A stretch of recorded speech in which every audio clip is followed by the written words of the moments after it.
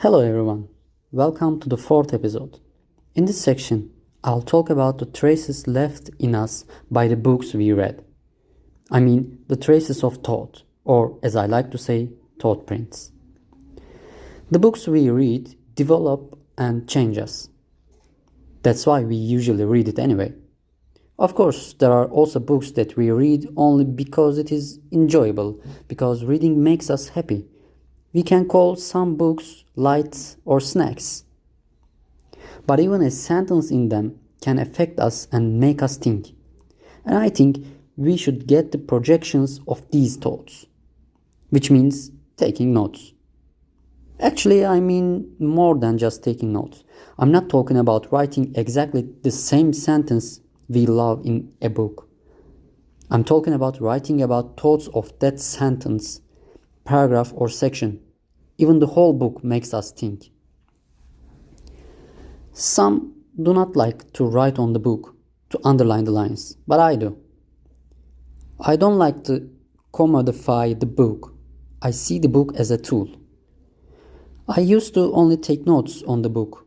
Now I still do this, but have a separate digital notebook also. Because some thoughts don't fit between the lines. I write what comes to my mind while reading the book in this notebook. And after the book is finished, I always write down my positive or negative thoughts about the book and I upload it to one of the cloud storage providers, which I use Google Drive. Thus later, when you think about what this book was talking about, how it ended or how it made you feel, you can easily find the answer to your question. Yes, because it is forgotten. It's impossible to remember every book. If it were, there would be no need for libraries. I wish I had done this from the first book I read. I also thought about whether I should write these thoughts on the last blank pages of the books.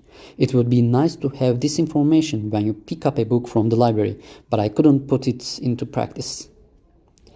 I have not yet decided whether it is better for my notes to remain digital or printed. I'm going digital for now. It's easy to print whenever I want it. But I cannot ignore a thought that I hide deep inside. When I die, all of this will be lost in a cloud, the password of which no one knows. Even if I put it in my library in print, it will boil away when all the books are thrown away or donated. I don't know what will happen. Who knows? Maybe I'll compile those notes and make another podcast.